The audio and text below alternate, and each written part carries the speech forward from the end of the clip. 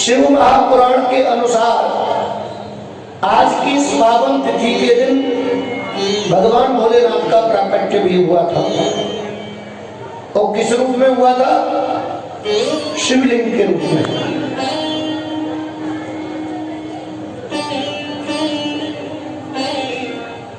सबसे पहले अग्नि के विग्रह के रूप में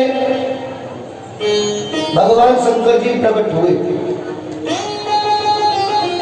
कथा कुछ इस तरह से है, एक बार ब्रह्मा का और विष्णु का झगड़ा हो गया कि मैं बड़ा कि मैं बड़ा। दोनों अपने आप को बड़ा कहने लगे।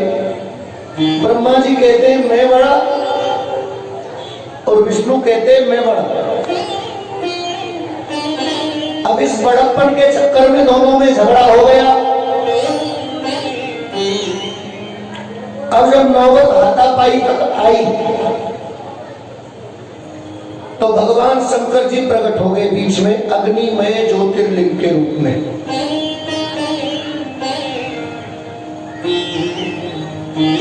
दोनों का बीच खिंचाव हो गया। अब इन दोनों की जो लड़ाई थी उसे रोकने के लिए भगवान भोलेनाथ प्रकट हुए।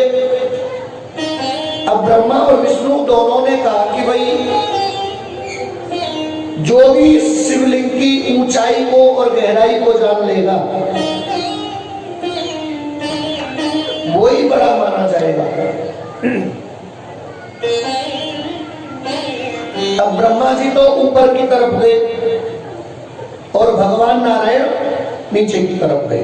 ये शिव महापुराण की कथाएं हैं। भगवान विष्णु खोजते खोजते थक गए बेचारे, लौट करके उसी स्थान पर आ गए। ब्रह्मा जी खोजने के लिए निकले, एक पुष्प था केतकी का, वो ऊपर से फिसल करके आ रहा था। उसे युगों बीत गए लेकिन वो उस शिवलिंग का कोई अता पता जान नहीं पाया।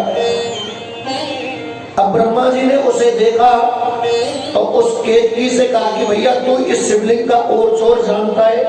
उसने कहा जी मैं तो नहीं जानता, मुझे तो बहुत समय हो गया, मैं ऊपर से गिरा हूं,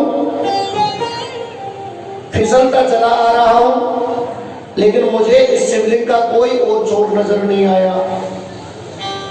तो ब्रह्मा जी ने कहा एक काम कर सकता है।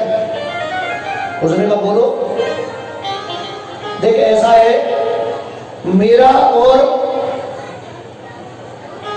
नारायण का विष्णु का झगड़ा चल रहा है और आपको मेरे साथ चलना है और उनसे सिर्फ एक बात का समर्थन कर देना है, कह देना है कि हमने इस शिवलिंग की ऊंचाई का पता कर लिया है।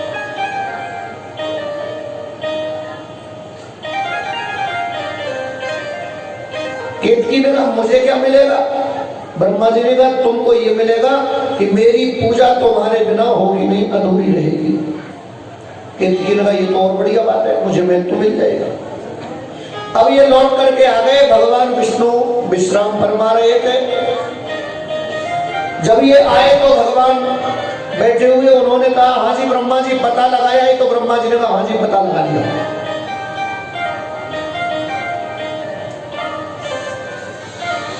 केतकी ने समर्थन कर दिया, बोले हाँ जी ब्रह्मा जी ने पता लगा लिया है। इस सिद्ध ग्रह का, इस सिद्ध विग्रह की लंबाई कितनी है?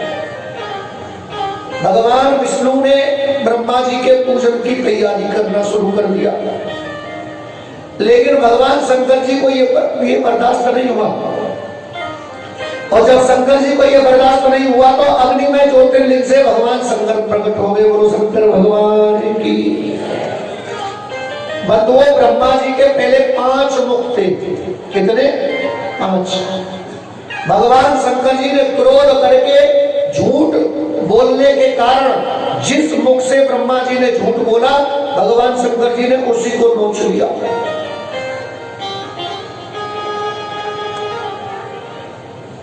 उसके बाद में जब सच्चाई सामने आई तो भगवान विष्णु ने कहा कि ब्रह्मा जी आपने ये उचित नहीं किया। अरे जैसे हमने आपको बताया, हमको पता नहीं चला इसकी गहराई का कि ये कितना नीचे तक और है, हमने आपको मना कर दिया। आपको झूठ नहीं बोलना चाहिए था।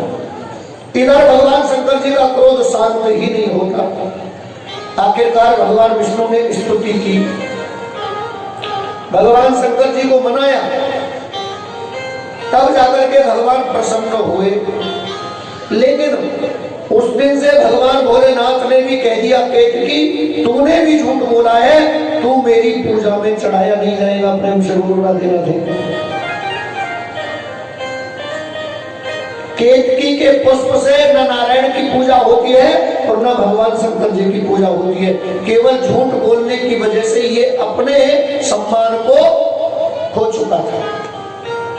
तो इस कथा से हमें एक प्रेरणा मिलती है कि हम सत्य का आश्रय लें। सत्य बोलने के कारण भगवान शंकर प्रसन्न होते हैं। विष्णु ने सत्य बोला तो भगवान विष्णु के ऊपर प्रसन्न हुए। ब्रह्मा ने झूठ बोला तो जिस मुंह से झूठ बोला भगवान शंकर जी ने उसे ही नष्ट कर दिया।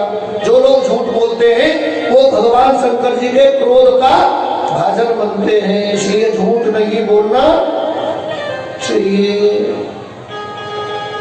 अब ये तो कलयुग है, इसमें तो आदमी हर पल झूठ बोल रहा है, क्योंकि आदमी को पता है कौन सा शंकर जी प्रकट होने वाले हैं।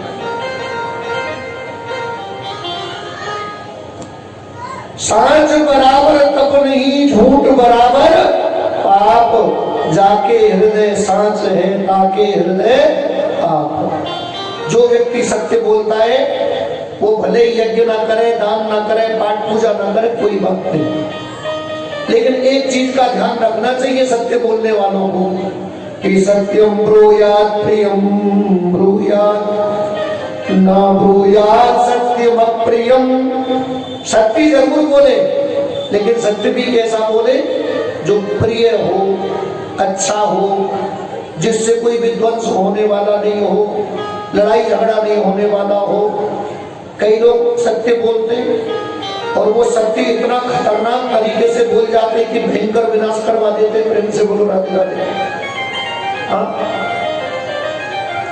तो सत्य भी बोले तो पहली बात मीठा बोले, सत्यम ब्रूयात् प्रियम ब्रूयात्। कई लोग बड़ी चतुराई से सत्य बात को कह देते हैं, सामने वाला समझ भी जाता है और बुरा भी नहीं मानता है।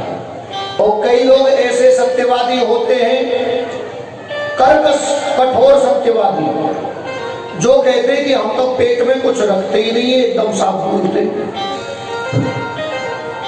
हाँ, हम पेट में कुछ नहीं रखते, हम तो खरे बोलते, साफ कहना और सुखी रहना। भैया तुमने तो साफ बोल दिया, लेकिन सामने वाले को तो टेंशन दे दी। क्यों जी?